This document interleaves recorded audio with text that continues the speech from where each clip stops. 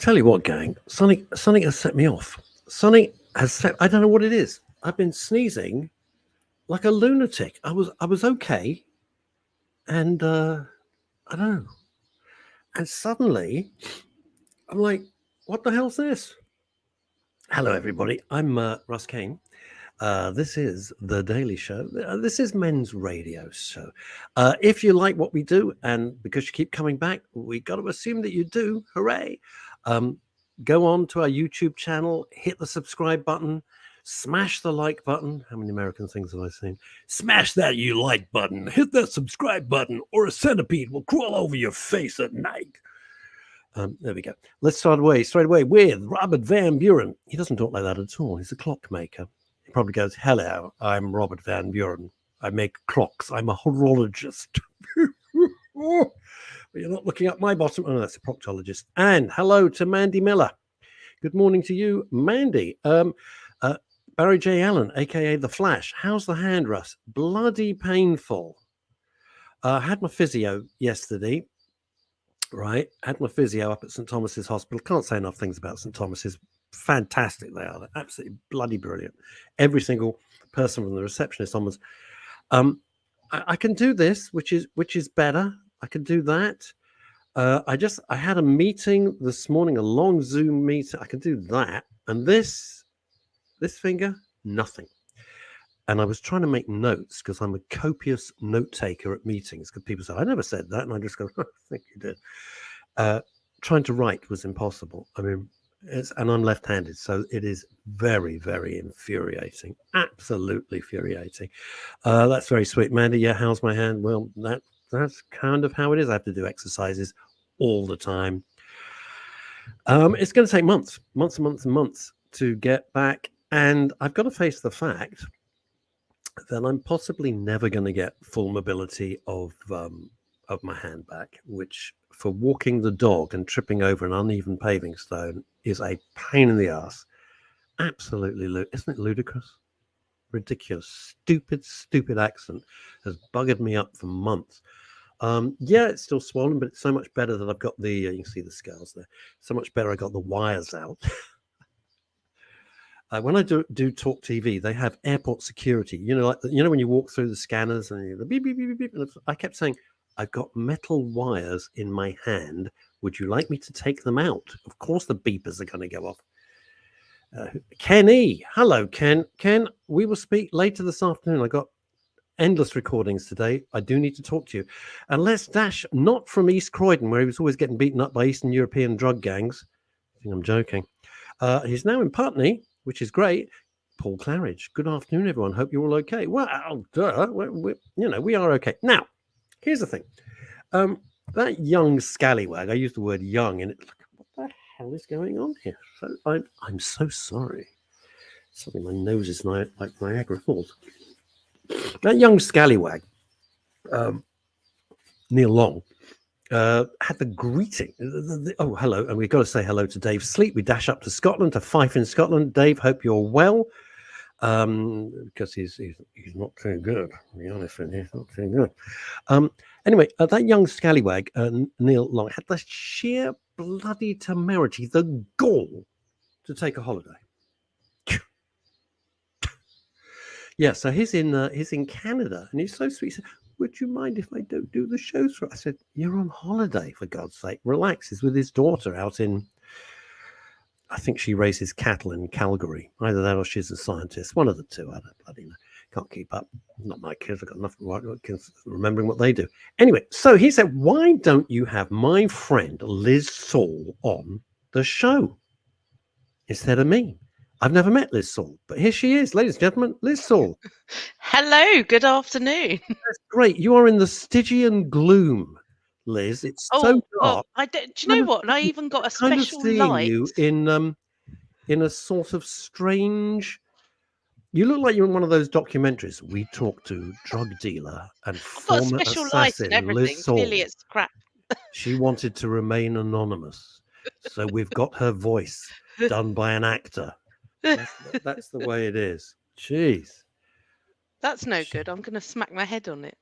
No, and he looks bloody ugly, to be honest with you. Yeah, You're move still it out no of the way. better. God, No, you see, you hand the job out to amateurs. I This is know. what bloody happens. Liz, who are you? Tell us a little bit about yourself. Then we're Um, going to bring on a very special guest who I can see in the digital green room enjoying our digital coffee, digital Danish, and a little bit of digital champagne. I know, couldn't help but digital notice. entertainment. Digital Um, entertainment, that'd be the day. I'm an old friend of Neil's, as you Oh, God, say. I'm sorry. But actually, we have met before Oh, God, because have we?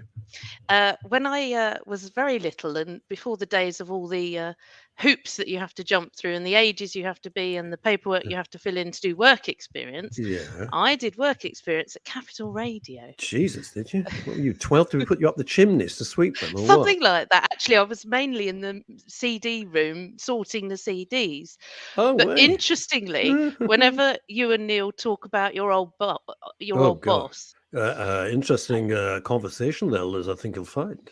well, quite. I And can't the even thing do that is voice. It makes Neil so nervous. If I do that, Neil absolutely freaks.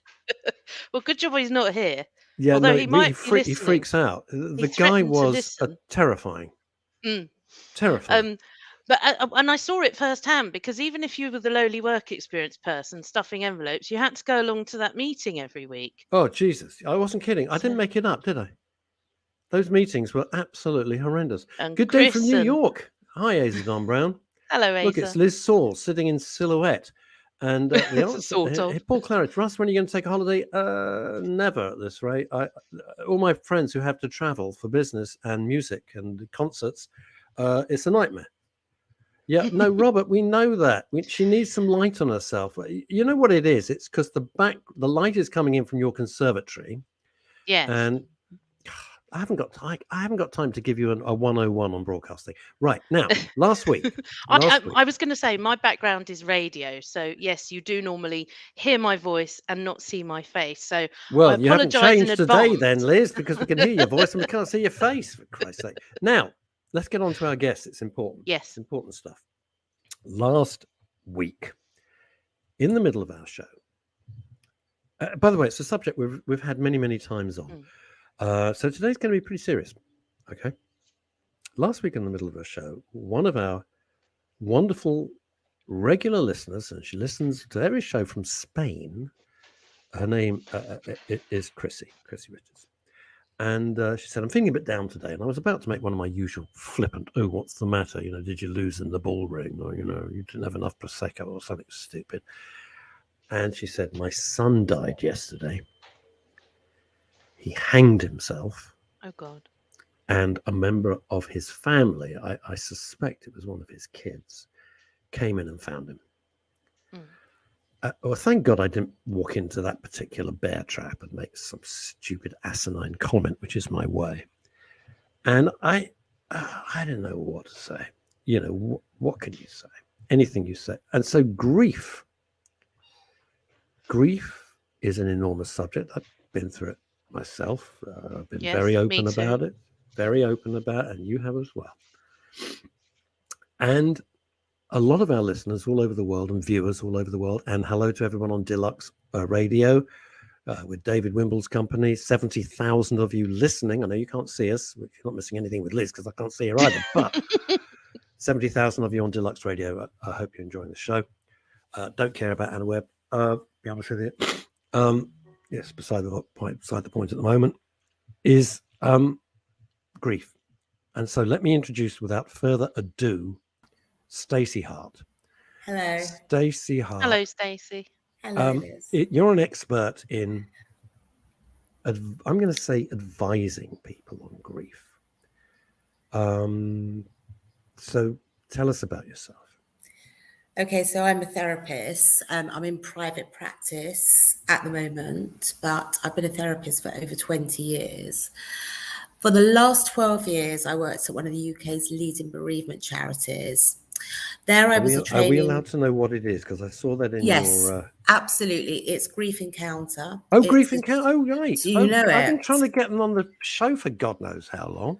Okay, have you? Yeah. Okay, so I did actually the radio for them. So you've kind of got the Oh, 6 that's months good. after I've left.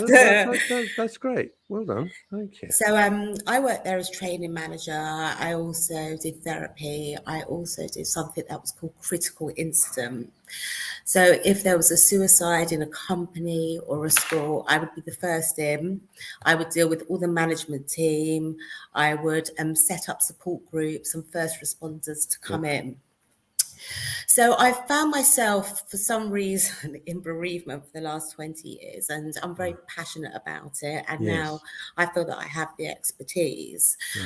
Private practice, I cover everything, but I do obviously get a lot of people coming to me who are grieving, because that is what I do best.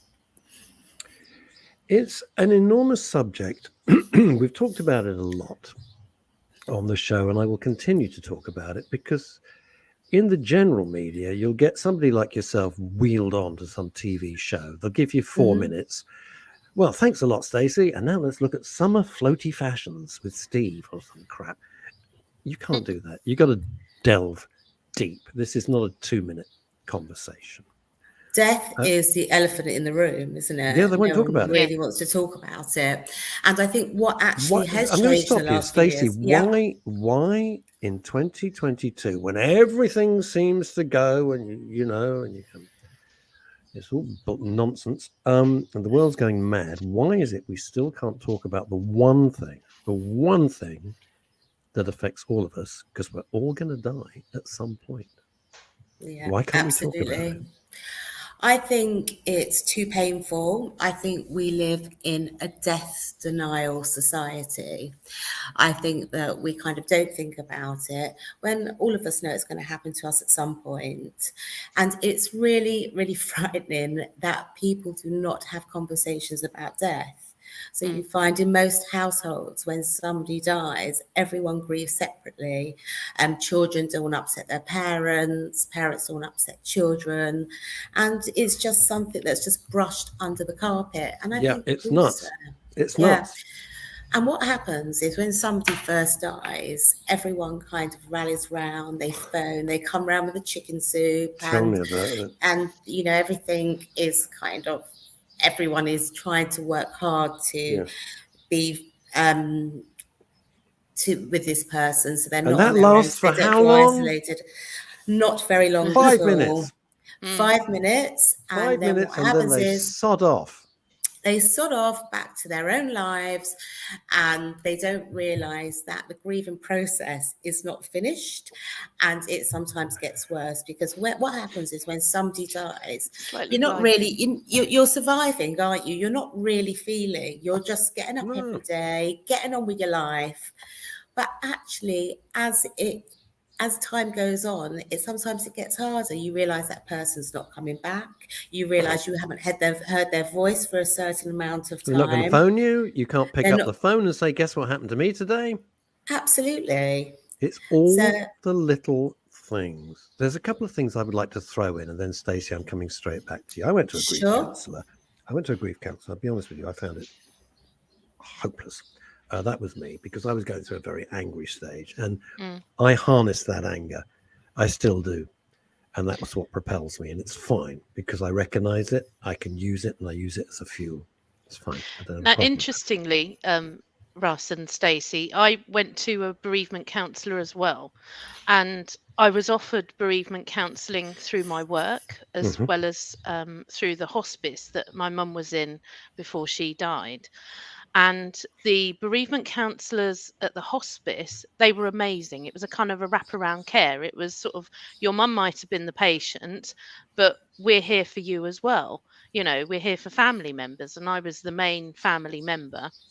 I'm mum's only daughter. So that was amazing. It was all on Zoom, because it was in the middle of the pandemic. Oh, God. But the lady who I had as a bereavement counsellor was lovely. She was so nice. And she even did longer with me, because then 7 months after my mum died, my cat died, which some people are a bit, oh, it's a pet. But no, he was very talkative, very chatty, and certainly a huge comfort. And drove you everywhere. You didn't even get an Uber. You just said, look, I'm going up to the shops. The cat said, okay. Here's the thing. Here's the But thing, Liz. I want to work. jump. Liz, I want to jump in for a second Mm, because you're putting yourself down, and I don't like that. No. You're putting yourself down, and I don't like that. I won't have that on men's radio. okay. Our pets are our family. If you don't have Yes. pets, fair enough. That's your decision. Mm. But do not turn around to somebody like Liz or myself or possibly Stacy. I don't know you, Stacy. You may have Could pets. be. You may, and say, oh, it's just the dog. My dog, my little Ebony, who is always no more than 2 feet away from me at any point of the day, right? My mini schnauzer. She's 13. I am dreading losing her. And she, during lockdown, has kept me sane. They are members of the family. So although other people might be saying, oh, for God's sake, you lost your mother, then you lost your cat, and you're trying to equate it. I get it. And you're in a bad place. You're in a dark place anyway. Exactly.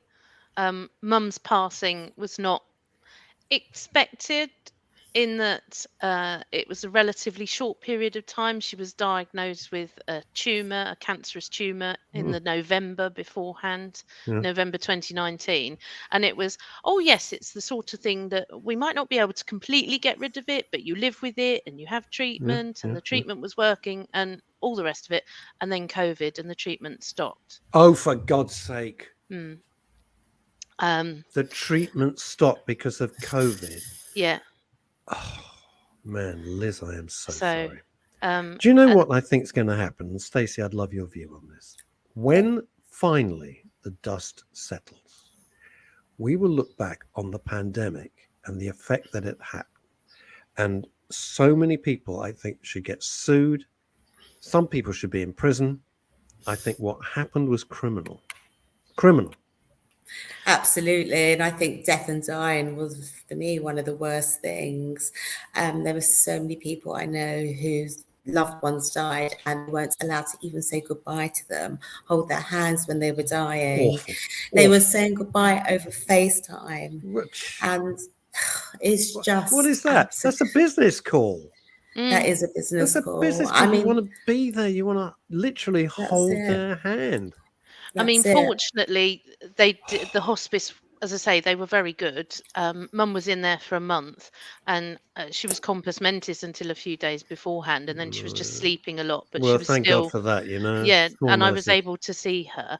So, Liz, what was the time frame? This was November. It was diagnosed, and when did November your it mother? was diagnosed. She had treatment all the way through until sort of January, February time because she had a chemo session.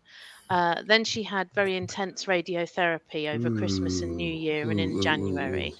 Then she had regular appointments. And actually, at the beginning of March, at her last consultant appointment, they said, oh, yes, it's looking good. The treatment's working. The tumour is shrinking. You just need more chemo. And that more chemo never happened. It's disgusting. I'm sorry. It's absolutely disgusting. Tell you something interesting, if I may, Liz and Stacey. I have to go to St Thomas's Hospital all the time. As I said, they've been brilliant. To my amazement, with COVID now rampant again, naturally, the government can't do anything because everyone's going to turn around and say, shut up. Why don't you have another party? You know, they've shot themselves in the foot. That's not a political statement. It's if I was running their PR, I'd have resigned. No one, all the stations at the entrances where they handed out the masks, gone. None of the staff wearing masks. And I'm thinking, okay, well, if they're not, they're hospital staff. They know what's what. So it's a very interesting shift. But COVID is freaking everywhere. Let me read this out, if I may. Now, the reason you wouldn't know, Stacey, and Liz, you might, Stacey wouldn't. On Deluxe Radio, as I said, 70,000 people listening to the show. They don't see it. So when I put comments up, they can't read them because it's for them, It's radio, if that makes sense. This is from Paul Claridge. I lost 2 dear friends to suicide since the first lockdown.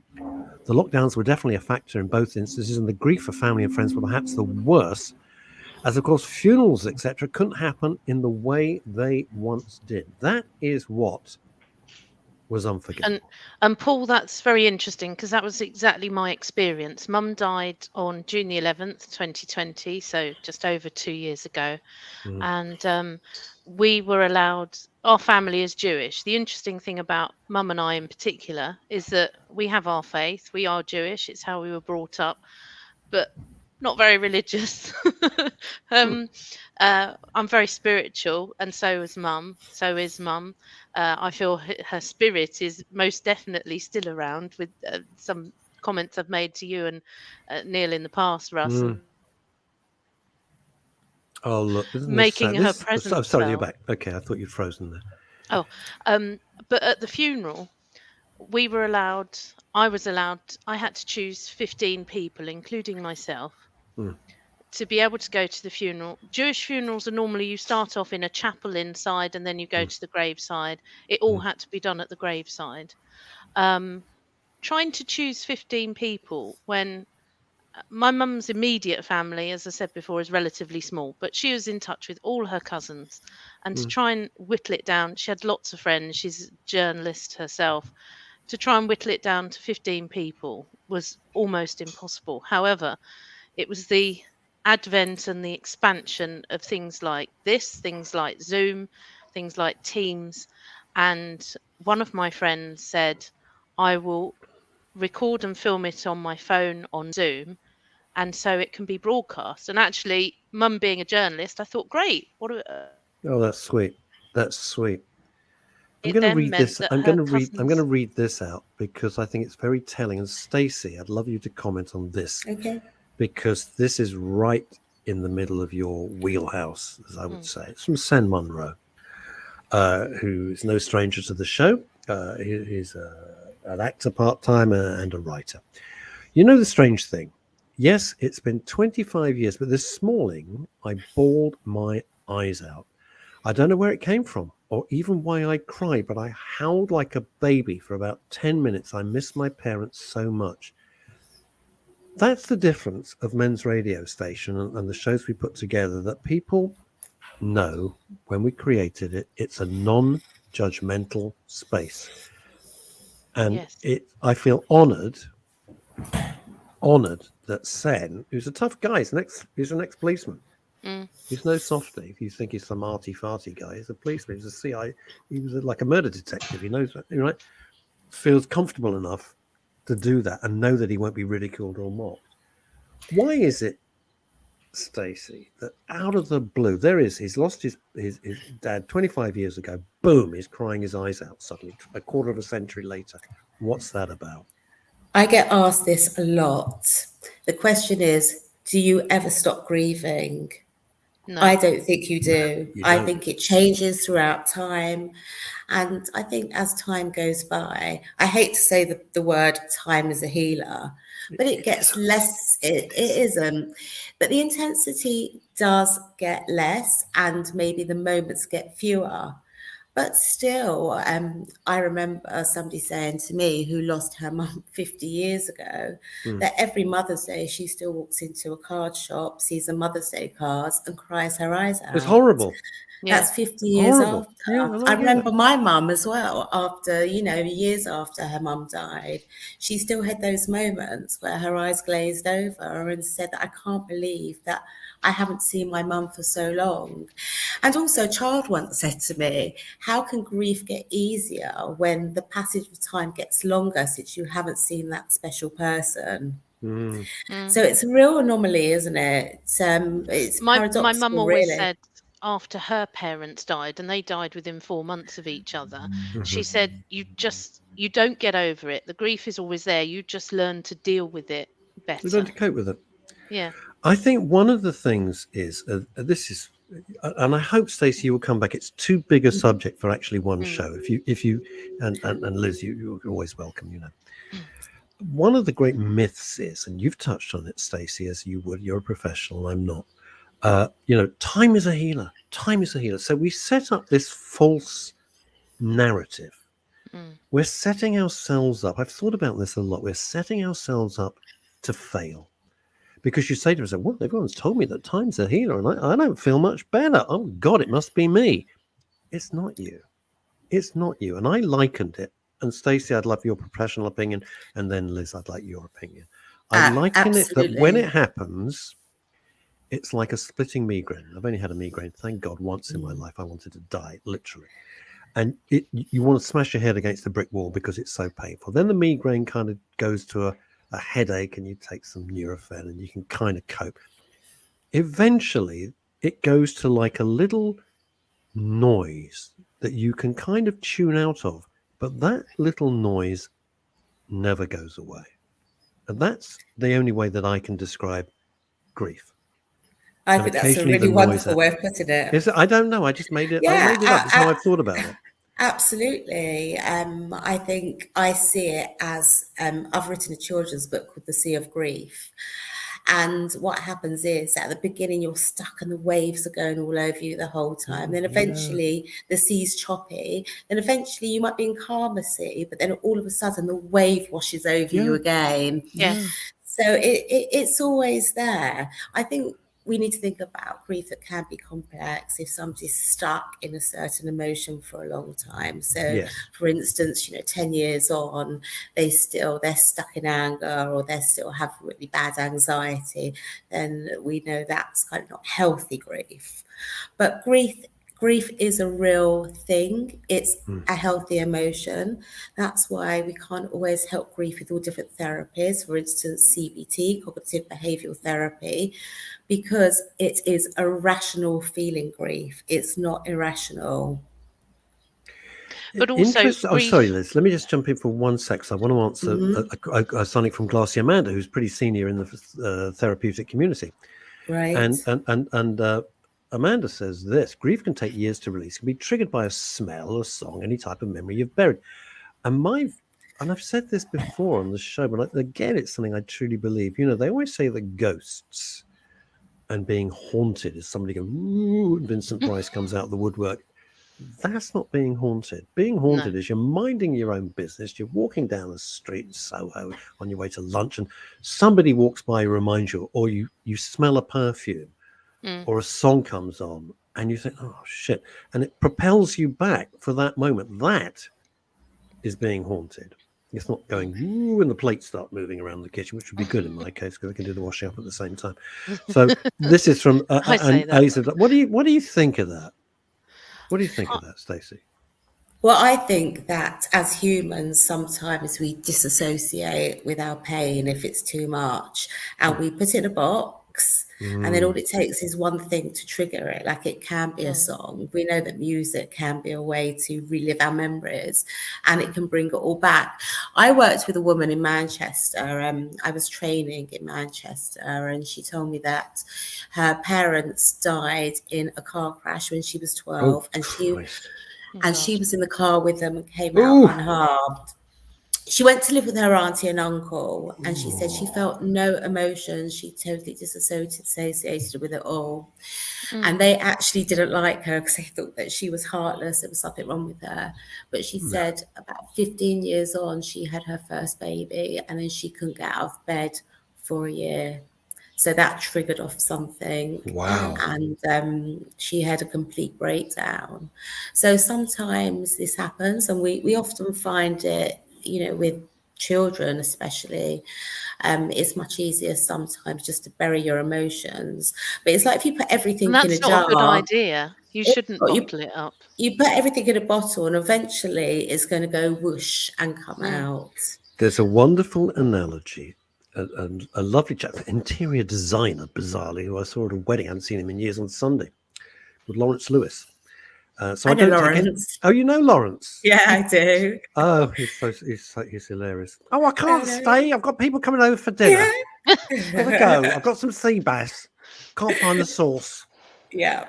He is hilarious. It doesn't matter where you are. He always goes, I like the room, but if we take down the pillars, make the whole thing open, kills me. He's one of the funniest people. Anyway, he looked very well. I haven't seen him for years, and we're at the same table. It was lovely. Anyway, neither here nor there. And he said to me many, many years ago, he was talking about some stuff he was dealing with. Small world, isn't it, Stacey? It's funny. Very. And he said, not dealing with stuff, and I've said this before on the show, but I will say it again. It's like getting a fresh chicken, and you think, oh, the fridge is full. I don't know what to do with the chicken. You put it in the chest of drawers, you forget about it, next to your socks or something. And at first it's fine. And then the chicken starts to rot and smell. And eventually that rotting chicken that you've put away in a chest of drawers will fill with its horrible odor your entire home. And if you don't deal with stuff, if you don't look at it, examine it, and deal with it, it will completely, I'm going to say the word infect in its true sense, the rest of your life. Mm. And I thought that was so, Yeah, wise.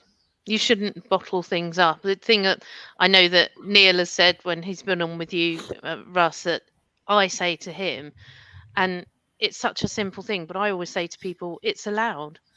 I Yeah, think, give yourself permission. yeah, Like be San kind to Monroe, give yourself. yourself permission. 25 years ago, you lost your dad. Today, you're crying like a baby. And It's it's allowed. If allowed. people don't like it, sod 'em. What's it got to Yes, do with them? It's nothing to do with them. It's to do with because it's a you. huge life change. These are the people Sure. who were there the moment you were born, and suddenly they're not anymore, not in the physical sense. No, I did not have a good relationship with my dad. Mm. I didn't. He was lovely to everybody, and my cousin's watching at the moment. He was lovely to everybody. He was a great guy, but he and I were never close. And bizarrely, because it was only me. So, and I dream about him every single night. Do Every you? single night, my dad is, they're never great, they're never good. And every morning I wake up and go, oh, Jesus, again? Give me a break. Every night I dream about my father, and we weren't close. I don't know what it's trying to say to me. Now, this is from Mandy Miller. Again, forgive me, I'm going to have to read this out. Liz, would you like to read this out? Sure. Thank you very much. Mandy says, I went to a spiritual healer when I was getting divorced. I did not know she was at the time. I reached my dad and she said, he's watching over me. It was very comforting. I never believed in this sort of stuff before. He went straight through me. It was such an amazing feeling. That's nice.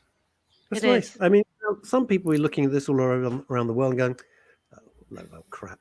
And other people going, I think that's very comforting. If you find it comforting, it's like religion, I'm It not is. And religious. again, that's allowed. Everyone has their own Yeah, beliefs, they have their yeah, own experiences. I jokingly tell people about the toothpaste tube at my house, which squeezes itself on its own. What?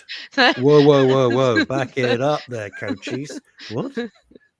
um when mum was alive in Yeah. the everyday sense, she would always squeeze the middle of the toothpaste. Now that drove me mad. I'd always very neatly squeezed it up from the bottom. Oh, And God, now, we even though wouldn't she's get not on. You and I wouldn't physically get on. here Yeah. anymore, God. I squeeze the toothpaste neatly, and sometimes I'll have done it in the night. I'll go back in the morning. Nobody else has been in the house, never mind the bathroom, and there's a dent in the middle of the toothpaste. Shut up. Huh? Wow. Okay. And I do feel that Mandy mentioned that she felt her dad go through her, and it was an amazing feeling. Actually, at the weekend, I was watching the tennis, and I was watching in bed because I was on early shift the next morning, and I was swatting a fly at the same time. And as I swatted the fly, you swat a fly, the air is like that. Suddenly, the air was a bit thick over a certain area of the bed.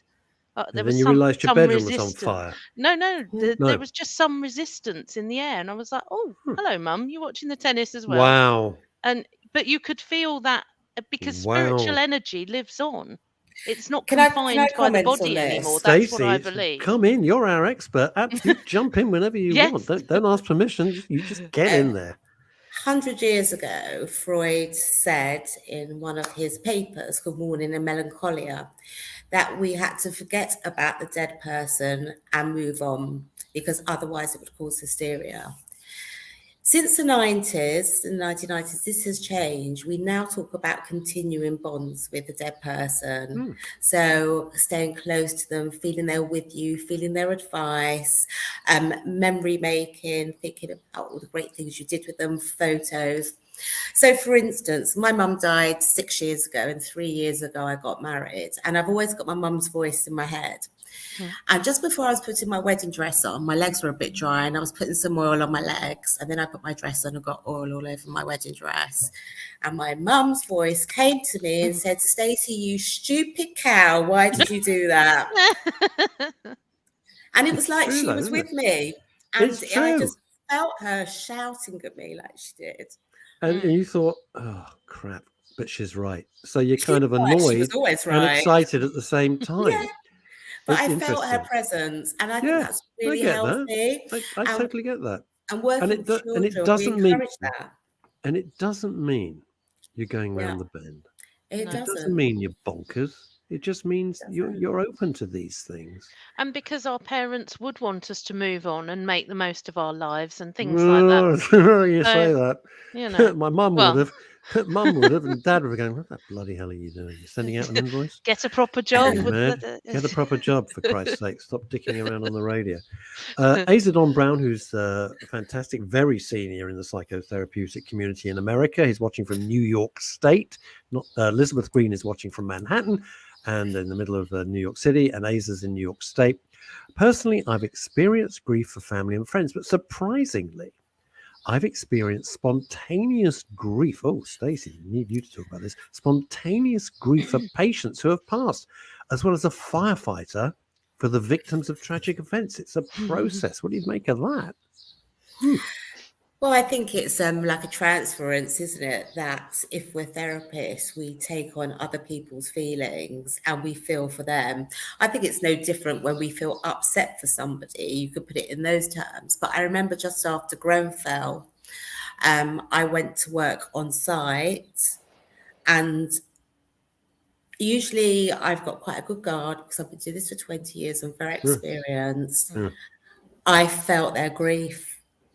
And I couldn't separate it, and it was really, really difficult. Wow. The emotion was so strong and so raw that I would say most probably that's the only, well, not the only time, but one of the times in my career that I actually took on somebody else's grief. And how do you train yourself, Stacey, that you don't? Yeah, well, I think doing it after a long time, if you can't leave your work on your doorstep, there's no point. You just can't do this work. It would be just too difficult. If you become like a sponge or blotting paper, you're going to be a wreck.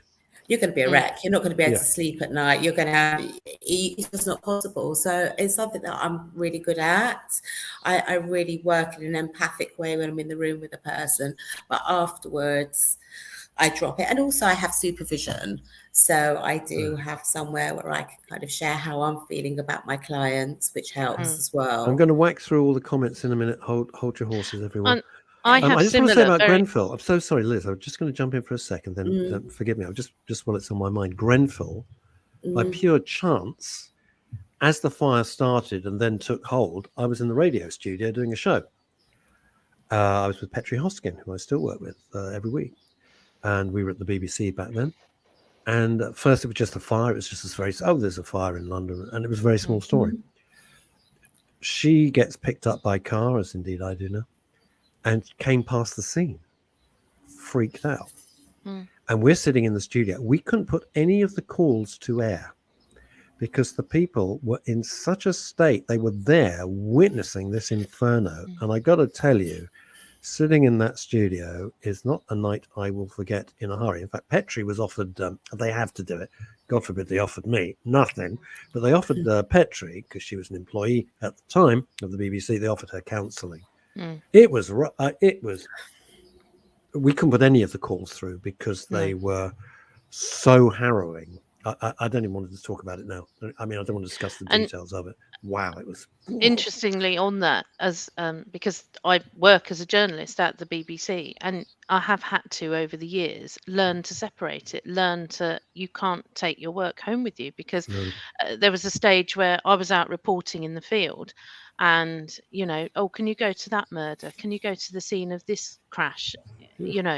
And actually on occasions you'd have to file for television as well as radio and online and things like that, and you go into I go into a kind of zone, my professional head, if you like, and you go and you do, and yes, this is the situation and this is what's happening, and you describe the scene for radio and various other things, shoot the footage for the television and all the rest of it, but then you finish, you go home, I will put on something totally different. I mean, ordinarily I'm in a radio studio, so I hear music all day, but I'll put on some totally different music that you wouldn't normally hear on BBC Local Radio or BBC Radio 2, for example, Radio 4, depending on which so it'd be good department music then, he said, kicking the BBC when they need it. Let's dash to Manhattan very quickly. Elizabeth Green, my mother and I were not close. You think? But you've no idea. But I wear her pearls. Why? And I always say, I'm channeling my mother. She's in me. That is 12. That's 12 shows on its own. I'm not going now. This is fascinating. He told me this before. Would you like to read this out, Liz? Sure. Sen says, if you recall, Russ, I explained that I was half asleep one morning, but I heard Mum's voice. They woke me up and told me to get dressed. I was fully awake. I saw her and I stood up and hugged her. She smiled and ever so slowly disappeared. As crazy as that might sound, it doesn't sound crazy to me. I can tell you she was there and it was real. Personally, I've heard too many evidences of that and experienced it myself. What is it? that What is happening with that, Stacey? It's almost like you're in a What is it? plane that's between the living and the Well, dead, if you like. What do we It's think? very difficult for me to comment because my expertise is actually on bereavement and death, and Yes. it's not on psycho paranormal. But I do think that sometimes we can stay connected to those people and we can feel their presence. And because we're so connected to them, that's okay. And whether they're actually there, we don't know. As we're not sure what happens when we die. We'll never None of know. us can be We'll we can never never know. And everything that's moved on from technology, the questions about death and dying still remain the same. And it's very existential what's happening, isn't it? You ask these questions, you think people come into your room. Maybe they do, maybe they don't. But if that makes you feel better and that is really healthy to stay connected to the person that's died, and so you feel like they are around you and they are looking over you in your everyday life. My mum said to me she'd be watching over me. So, Well, you could have brushed your hair then. I can't do anything with this hair, you know. It's a running gag. Now, I'll tell you this. It's interesting. Then I want to get back to your key areas of expertise, Stacey. But before people poo it, I would just say about Sen, he was a murder detective with the police. He's not some flake. Yeah. He's not. He's a pretty down to the middle. Yeah. He's been there, done it, and bought the T-shirt. Now, years and years ago, my mum used to go to all these. Not seances, but spiritualists and what do you call them? Or do you know? Clairvoyant. Oh, do you know Medium. Thank you. Oh, do you know anyone whose name begins with D? Oh, David. Yes, Yeah. that's what a load of old bullshit. But anyway, we'd go under. Mum said, "Oh, come on. Okay, fine, I'll come on." And Mum and I went along on a weekend to some guy. It was like a seminar thing, and you could see individual people. So Mum and I did that. We went under a completely different name. I didn't know the guy. She didn't know the guy. And she's sitting there. She said, "Oh, your father's here." And I went, now, bear in mind, my father could have been in the car dropping us off. My father could have been at home watching the 3:30 from, Sandown Park. Your father's here. He just wants to say he's sorry. And then certain things. And I thought, what the hell? And it was both comforting, freaky, and comforting. And I moved on. I thought, yeah, you get it now. You get it now. Now you understand. And that was interesting.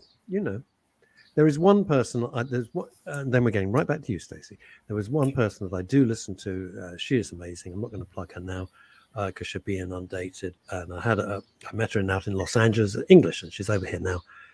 And we had a session. Freaking. I was freaking. There was stuff that nobody but me knew. Nobody. And I was like, what the hell? I mean, it was extraordinary. Stacey, is it okay? Talk us through the stage. I know people beat this to death, but it's so important. Talk us through the stages of grief, if you would. Okay. So I believe the theories say that when somebody first dies, we go into a trauma phase. So the trauma phase is like a black hole where all we do is survive. Yeah. We feel shock, we feel disbelief, and we can't believe that person has died. And you often hear of people saying that possibly they might walk through the door at any time. So that is the first stage. After that, we start to feel, and that's when we start to feel emotions, and then we start feeling angry about what has happened, with the questions of like, why me? Why has this happened? Complete anger. And going through that phase, after that phase, we might feel bargaining. So it's when we kind of wish for someone to come back. I'd give up everything I own to have the dead person back. And then when we really start feeling, we can go into depression and start feeling really down. When we realize this person isn't coming back and this is my life now, I have to adapt to new normals, my life has to change. And then eventually they say that you move on to acceptance. But I don't like the word acceptance, because I think if your mum dies and she's 92, you can accept that. I get that. Yeah, I got it with my mum. If somebody young dies, how are you supposed to ever accept that? So I like to change acceptance to the word adjustment. So we that's good. adjust Stacey, to that's really good. a new normal. So acceptance isn't right for everybody. Yeah. We adjust to a different life without that person in our lives That's so as a whole clever. person. Yes. You see, it's interesting because having gone, I watched my dad die of cancer. It was horrible.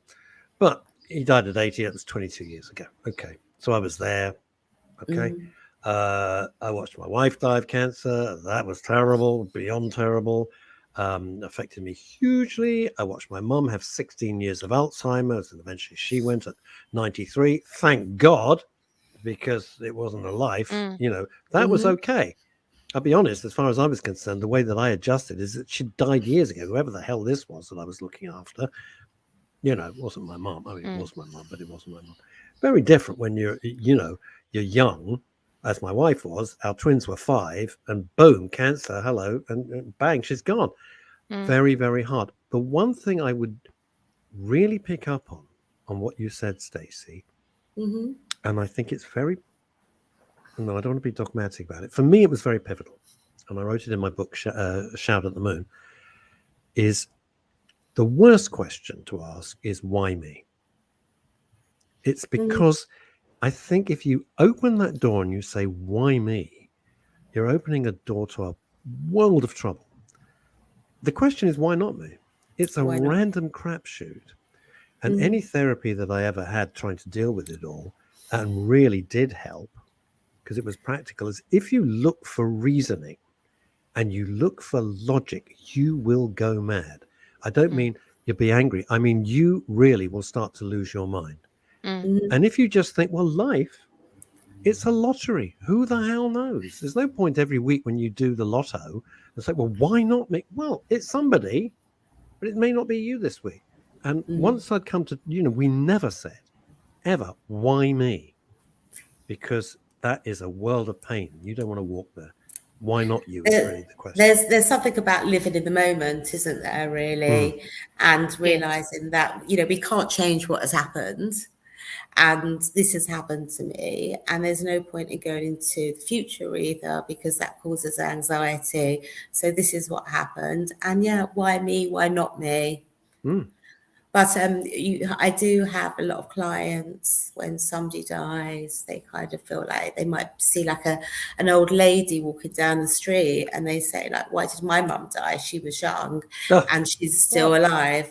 And it's a very natural feeling to feel. You're right, Russ, but it is a real feeling. And I've had that myself, and it is you just don't know. It's completely irrational. But don't beat yourself up about it. Don't say, "Ooh, I'm a horrible person," because I'm thinking, why is that woman alive and my mum's dead? It's how we think. We're human beings. We're full of flaws, and if we accept the fact that we're not perfect, then life becomes a lot more acceptable. I guess that's one of the big messages we have on men's radio and women's radio. Is all these people who come on TV and the media, and they're all perfect, and you think, oh, I wish I could be. They're as screwed up as everybody else. They're just making a fortune, most of them selling shit. And that's the truth. I'm sorry to be blunt about it, but That's right.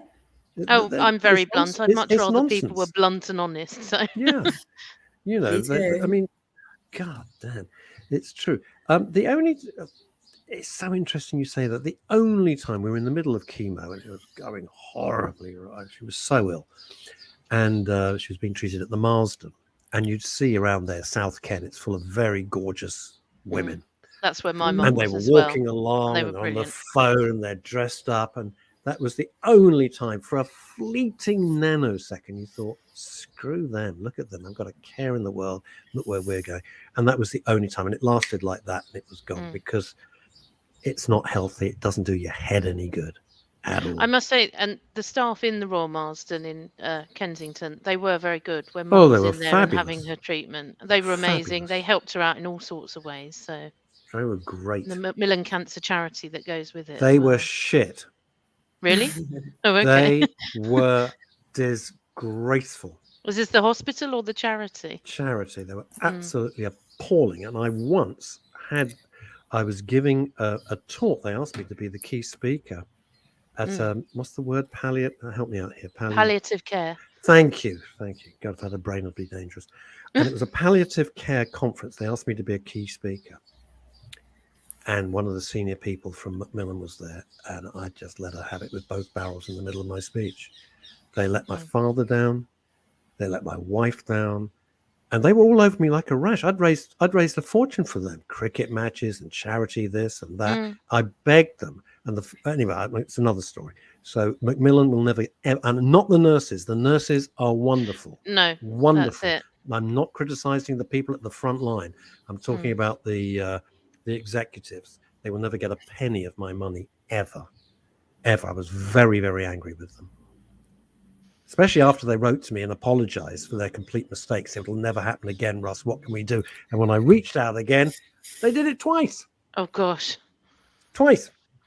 And that's it. As you say, the individual nurses that we spoke they're to, great. that They're I fabulous. spoke to, they were marvelous. But very often it's the corporates higher up that are not on the front line that just don't get it. Couldn't give a monkeys. I was at some dinner. I don't do charity dinners anymore. I just won't go and have another rubber chicken dinner. An evening of absolute tedium. I've done thousands of them. Enough's enough now. I've got other things to do in my life. And there was the chief exec or something of Macmillan. And I went over to the table, and I'm like, well, you don't, but you do now. And I thought, screw this. This is an opportunity not to be missed. And I just, boom, just said exactly what I thought. We're going to look into it. And they did it again. Couldn't believe it. Stacy, we've got 9 minutes. What are the key things that you think? It's a huge question. I don't mean you, but people who are experts in grief can help others with. Okay, I think it's really important to keep conversations open for people to communicate, families, also to seek help when you think you need it, if you're not coping with it. Bereavement therapy, I know, Russ, you said you didn't have a great experience of it. Oh, I was too angry. It wasn't the grief counsellor. The grief counsellor was really very nice. I wasn't in the right frame of mind to listen. It wasn't helping me. It's really helpful. Also, what I said before about continuing bonds with the person that's died. So that's memory making, photos, having conversations about them, just being able to think about them the whole time, feel that they are with you, feel that they are guiding you.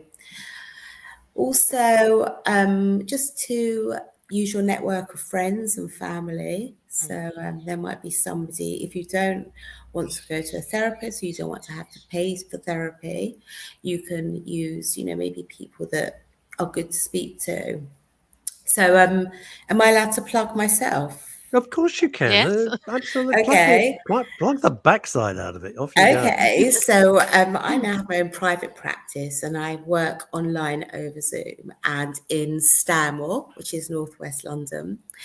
Know it well. And so I work mainly with bereavement and grief. So my website's www.Stacy, Stacey, Hart, Hart, therapy.co.uk. So if you just want to send me an email, ask me questions, or you just want to book in a session, you can do that by going to my website. Well, hopefully we'll have you back on again. Oh, I would love to come suddenly back Liz Paul on. is the producer of the show. What's going on here? I've I picked actually up on really, something you said earlier, Russ. No, I know. I've actually really enjoyed being on the show and Have talking you? about. You didn't. I love talking about death, and I love talking about grief. It's my specialist subject. I'm passionate. This is the reason about we're it. all. The reason we're all here is really because of what happened last week to this woman, Chrissy Richards, out in Spain, whose son tragically passed away last week, took his own life. Yeah. My son was given 6 sessions, not enough. I agree. And then she says, also, when I had my miscarriages, wasn't offered anything, and my friends are helping with my son's life family in the UK. Oh, whoa. And that's another God, thing. how do you I know ever get people over who've that? had miscarriages, and that's another taboo, and it shouldn't be. Yeah, we don't talk about it's like you've had a babies. cold. Yeah, It's like absolutely. you haven't had a cold. You Yeah. you haven't. Stacey, where is the line? This is a tricky question. Yeah. And it occurred to me from something you just said. Where is the line between keeping somebody's memory alive so that it's healthy, Yeah. and becoming obsessive so it really isn't healthy? Well, I think we talked a bit before about people going to see mediums and clairvoyants. I have known people to constantly do that, to try to make contact with the person that died. People who are constantly thinking about it too much. It's kind of when normal grief turns into complex grief, when I think they're too obsessed with the person that died. Remember we talked about before about the sea of grief, and then sometimes, the wave comes over you. That's healthy, but if you're completely, after a long while, you're still in that really, really rough sea, or you're still totally ensconced with this person, maybe that's time when you need to seek some support. The grief counsellor said something to me which has stayed with me forever, which is, if you look at how long it is to grieve, well, 1 day is too short and a lifetime's too long. And that was the best thing I took away, because I thought, you're absolutely right. It's just a simple sentence, but it's true. 1 day, well, that would be a bit callous. And a lifetime, well, you've got your own life. You've still got your life. Yes. No exactly. two people grieve the same. No. That is a fact. Everyone grieves differently in different ways and for different lengths of time. But as I said before, do we ever stop grieving? No, we don't. Yeah. As we talked about, after many years, still spending 10 minutes hysterically crying, that's okay. That's healthy. Yeah. Not every thank day, you, Paul, but who's not just every put- Not every day. No, just being able that to. would Yeah. be. Then you need That- then you need professional need- help. I don't mean it you rudely. I do. mean you need some help. Get some help. Yeah, absolutely. In a positive way. I don't mean, because that phrase sounds so rude. Hey, get some help. I'm not being flippant about it. I mean, No, No. go absolutely. and see an expert and they'll help you. But also, it's someone who's on the outside in, and they'll say to you, as you have just said, everyone's grief journey is different. There are lots of people, and religious leaders, who've said that recently now as well. Even if you're grieving the same person, everyone's grief journey is different. But you're allowed to feel bad. You're allowed to have bursts of, oh, I feel shit today. I want to stay in bed, and that sort of thing. That's It's allowed. Absolutely. It is okay. And you're whipping yourself. You're whipping yourself and nobody else is. Be a little kind to yourself. That doesn't mean you have to go out and hug trees and eat tofu. It's oh dear. I don't like God, tofu. Chrissy. I mean, what the hell is it, for Christ's sake? Chrissy Richards says the last words. Oh dear. I'm reading this out for everybody on Deluxe Radio. The last words my son partner had: nobody listens. Oh wow, Chrissy, my heart breaks when I read that. And it's weird that when Howard Jameson and I set up Men's Radio Station, I coming out of advertising with a strap line where men really listen. Only because the suicide statistics show that men bottle all this up, and it leads to huge depression, which can lead to ending their own lives and choosing to. It's so important to talk. And men, It's so important. blokes I know, they do want to talk. They find they that they do. can talk to me. I'm glad about that, because it seems to be still more of a stigma for men to open up about their emotions, and it shouldn't be. No, it shouldn't be. Yeah, because well, there we go. Stacey, go on. Plug your stuff again, because I'm sure a lot of people want to contact you, because you've been really great today. Thank you very much. Stacy Hart Therapy, stacyharttherapy.co.uk, Stacy spelt with an E. You can get in touch with me. My email's info@stacyharttherapy.co.uk. And it was lovely to be on and speak about this subject, and I'd love to come on again. Oh, I hope you. It's always nice because other people go, "What the bloody hell was that for the last hour?" Thank you, Stacy. Thank Stay you. Thank you for your wisdom. Appreciate Thank it. you. Take care. Thank you. Liz, thank you for coming on the show. Really, and you're great. We're going to have you back. You're very welcome. More than Thank you know, but you wouldn't know why I'm saying that because something's cropped up today. More than you might know, Liz Saul. Thank you. We'll see you soon. Bye. Listen, what a show. What a show. There's no point. We don't hide away from it. So, yeah, it's uncomfortable. Some of it's uncomfortable. Some of it you think, but you got to talk. You got to talk about it. And it's as Stacy said, quite rightly, the elephant in the room. We'll be back on Friday. Until then, try and stay out of trouble for 5 minutes, will you please? Thank you. Bye, everyone.